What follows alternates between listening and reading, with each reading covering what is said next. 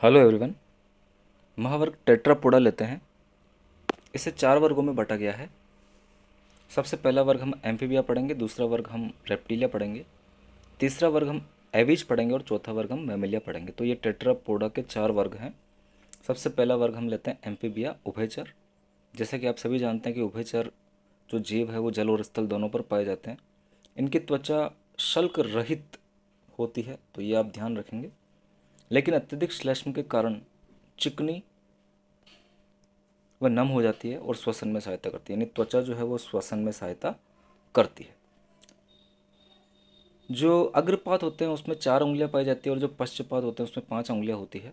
तो बिल्कुल आप ध्यान रखेंगे, पश्चपात में 5 उंगलियां है और अग्रपात में 4 उंगलियां यहाँ पर पाई जाती है।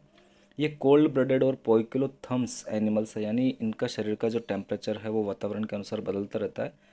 पिसीज, एम्फीबियंस और रेप्टिलियंस ये सब कोल्ड ब्लडेड एनिमल्स में आते हैं। श्वसन गिल्स, त्वचा, फेफड़ों और मुख कृष्ण गुहा द्वारा होता है। करोटिड द्विकुंडैलिक होती है, काफ़ी इंपॉर्टेंट पॉइंट है, क्योंकि इसमें कशेरुक दंड के प्रथम कशेरुक एटलस से जुड़ने के लिए 2 ऑक्सीपिटल कुंडल पाए जाते हैं।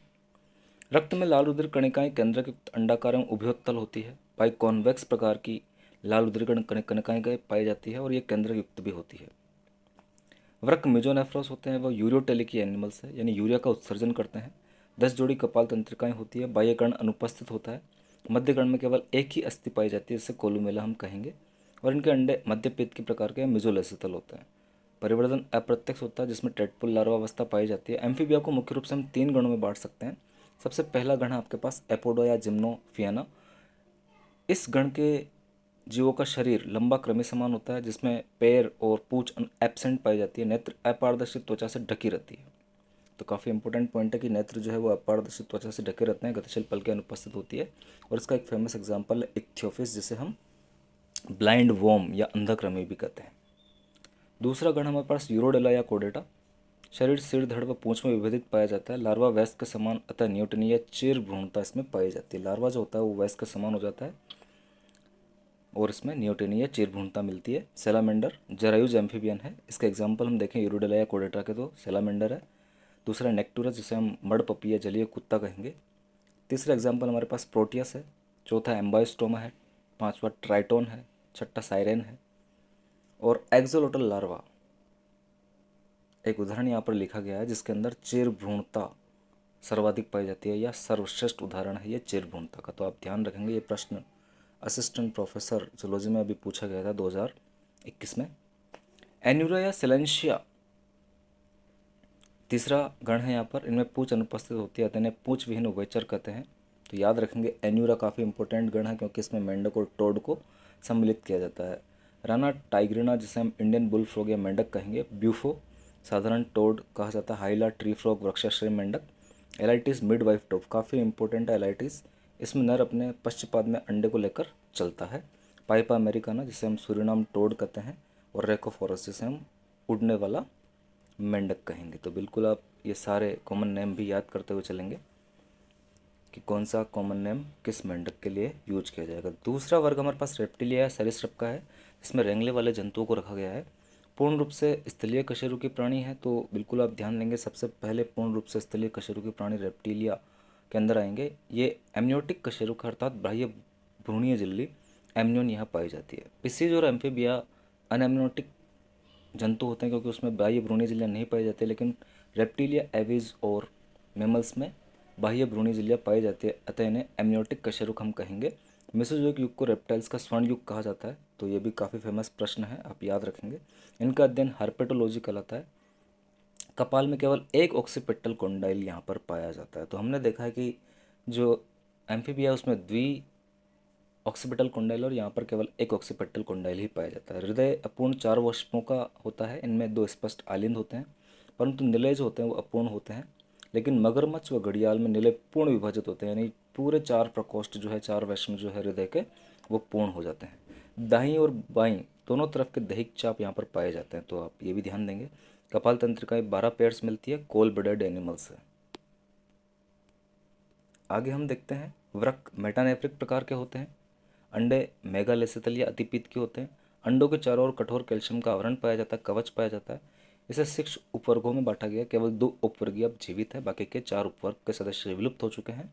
एनेप्सिडा, पहला उपवर्ग, कपाल की छत पूर्णतः ठोस व छिद्र रहित होती है। तो ये आप ध्यान रखेंगे, एनेप्सिडा में जो कपाल की छत है वो पूरी सॉलिड होती है और छिद्र रहित होती है। और इसका एक ही गण है किलोनिया, आपको याद रखना है। किलोनिया में कछुओं को रखा गया है। शरीर छोटा, चौड़ा, कठोर, आवरण कैरोपस और प्लास्टोन से ढका होता है। कैरोपस पृष्ठ की तरफ होता है और प्लास्टोन अधर की तरफ होता है। तो ये आप ध्यान देंगे। समस्त जलीय व स्थलीय कछुए इसमें रखे गए हैं। किलोन समुद्री जलीय कछुआ है, ट्रायोनिक्स स्वच्छ जलीय कछुआ है और टेस्टुडो स्थलीय कछुआ है। तो ये सब नाम भी आप याद रखेंगे कि कौन सा समुद्री जलीय कछुआ है, कौन सा स्वच्छ जलीय कछुआ है और कौन सा स्थलीय कछुआ है।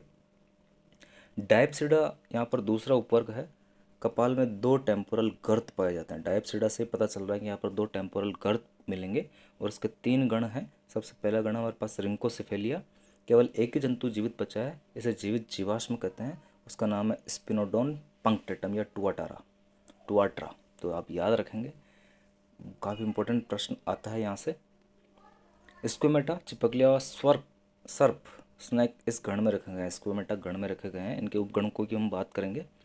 कशेरुकाएँ यहाँ पर प्रोसेलस से अग्रगणित प्रकार की होती है, दांत एक्रोडोन प्रकार के होते हैं। तो ये आप ध्यान देंगे, यहाँ पर थोड़ा सा दांत और कशेरुकाओं के ऊपर प्रश्न पूछा जा सकता है। इसके 2 उपगण हैं। लेजर टीलिया में समस्त चिपकलियाँ रखी गई है और एक और गण आपके पास आ जाएगा, हम देखते हैं। लेजर टीलिया में समस्त चिपकलियाँ हो जाएगी और चिपकलियों के पहले एग्जाम्पल हम देख लेते हैं। दूसरा गण हमारे पास सर्प का हो जाएगा, ओफिडिया। पहले उदाहरण हम देख लेते हैं चिपकलियों में। हेमिडिक्टाइलस घरेलू चिपकली हम कहेंगे। डेक्रो, जिसे हम फ्लाइंग लिजार्ड बोलते हैं, उड़न चिपकली है। फ्राइनोसोमा हॉर्न टोड कहा जाता है। तो बिल्कुल आप ये याद रखेंगे, हॉर्न टोड ये एक रेप्टाइल है, ये एम्फीबिया नहीं है। फ्राइनोसोमा हॉर्न टोड। ऑफेसोरस ग्लास स्नैक और लिम्बलेस लिजार्ड है। तो ये भी आप ध्यान रखेंगे, ग्लास स्नैक और लिम्बलेस लिजार्ड ऑफेसोरस को कहा जाता है। हेलोडर्मा एकमात्र जहरीली चिपकली, काफ़ी इंपॉर्टेंट प्रश्न है हेलोडर्मा का भी, आप ध्यान देंगे थोड़ा सा। फिर ऑफिडिया उपगण में समस्त सर्पों को रखा गया है। सर्पों में पैर और मूत्राशय जो है वो अनुपस्थित पाए जाते हैं, ये आप ध्यान देंगे। विषयन सर्पों की हम बात करें तो इसमें एग्जाम्पल आपके टिफ्लॉप्स, अंधा सर्प इसे हम कहते हैं।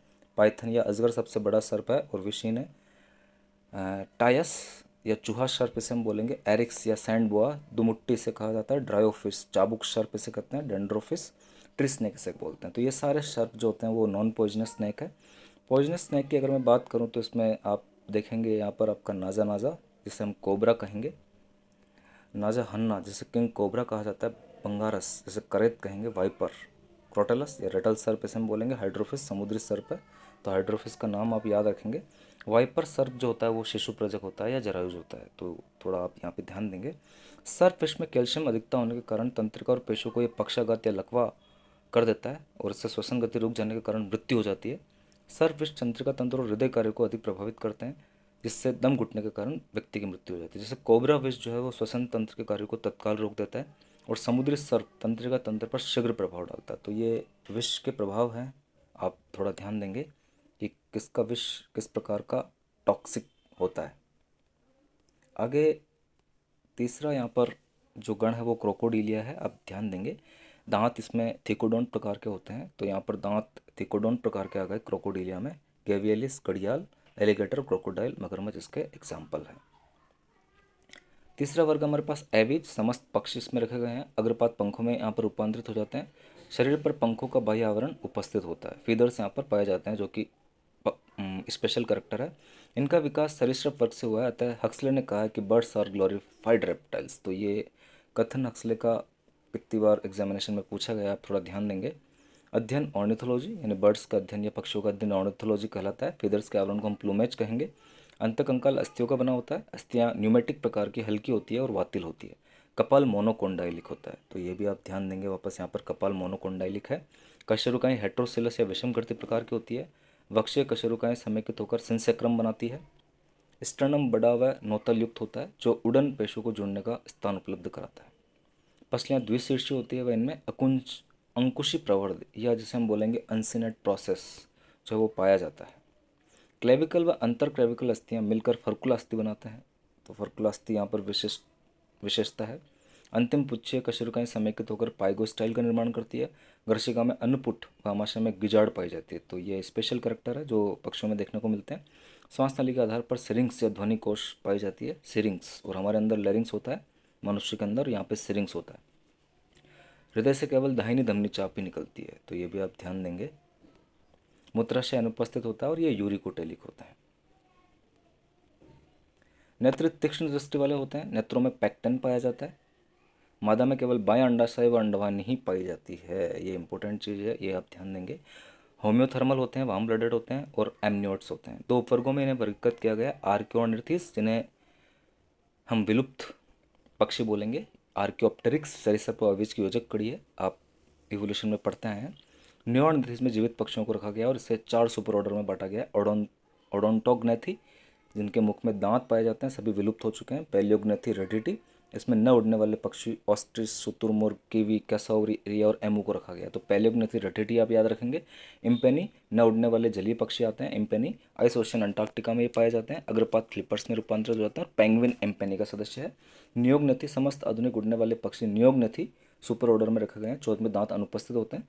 पेवो या मोर, भारत का राष्ट्रीय पक्षी, पेवो क्रिस्टेटस। घोड़ावन, द ग्रेट इंडियन बस्टार्ड, जो राजस्थान का राष्ट्रीय पक्षी है, जिसका साइंटिफिक नेम पूछा जाता है कैरियोस्टिस नाइग्रिसेप्स, राजस्थान का राज्य पक्षी है। और घरेलू चिड़िया पैसर डोमेस्टिकस। इसके अलावा भी जैसे कौवा होता है, कॉर्वस स्प्लेंडेंस, तो ये सब आप नाम भी याद रखेंगे। नियोगनेथी के अंदर समस्त आधुनिक उड़ने वाले पक्षियों को रखा गया है।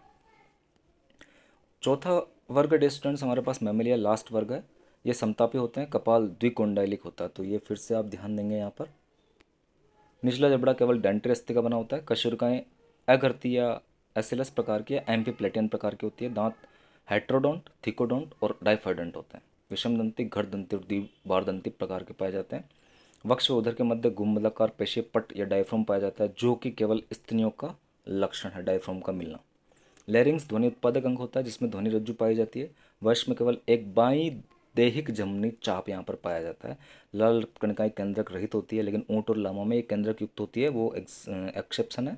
और बाइकॉन्केव होती है या उभयोत्तल होती है। मस्तिष्क सुविकसित होता है, प्रमस्तिष्क गोलार्ध बड़े होते हैं। मस्तिष्क में कॉर्पस कैलोसम पाया जाता है। कार्पस कैलोसम एक तंत्रिकीय पट्टिका है जो दोनों प्रमस्तिष्क गोलार्धों को आपस में जोड़ने का काम करती है। दृष्टिपिंड 4 होते हैं और जो ठोस होते हैं वह कार्पोरा क्वाड्रिजेमिना कहलाते हैं। तो ये कार्पस कैलोसम और कॉर्पोरा क्वाड्रिजेमिना से प्रश्न आता है।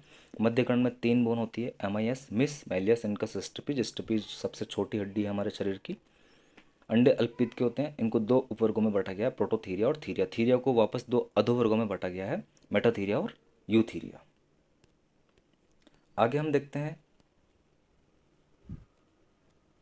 सबसे पहला जो हमारे पास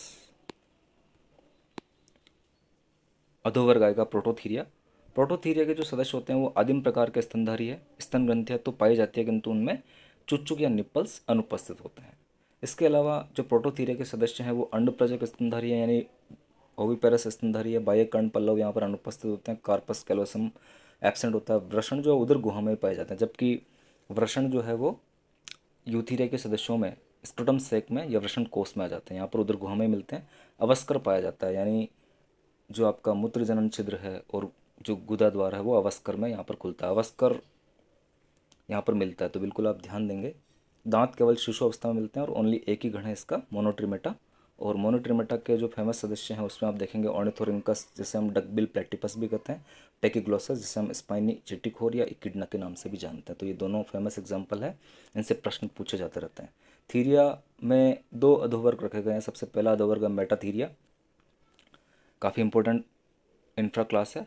अपरिपक्व शिशुओं को जन्म देते हैं, वह गर्भावस्था काल काफ़ी छोटा होता है।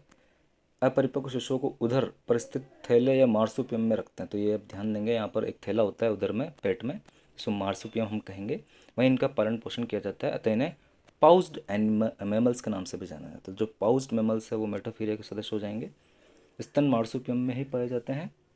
इनमें दांत मोनोफाइडोंट या एक बार दंती होते हैं, ये इंपॉर्टेंट चीज़, अर्थात जीवन में केवल एक ही बार आते हैं। कार्पस कैलोसम यहाँ पर एब्सेंट होता है। मादा में युग्मित गर्भाशय या योनि पाई जाती है। तो ये युग्मित गर्भाशय वाला प्रश्न भी कितनी बार पूछा गया है, आप ध्यान देंगे। मेटाथीरिया के सदस्यों में मिलेगा, जैसे कंगारू में एक ही गण है इसका, मार्सुपिएलिया, इसे मार्सुपियल्स भी हम बोलते हैं। कंगारू या मैक्रोपस और डाइडेल्फिस इसका एग्जाम्पल हो जाएंगे, तो आप ध्यान देंगे यहाँ पर।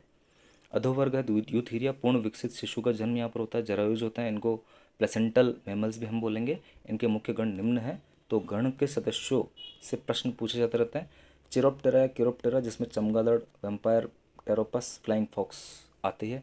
रोडेंशिया में चूहे व गिलहरी आते हैं। लेगोमॉर्फा में खरगोश आते हैं, काफ़ी इंपॉर्टेंट है। सिट्रिशिया में व्हेल व डॉल्फिन को रखा गया है।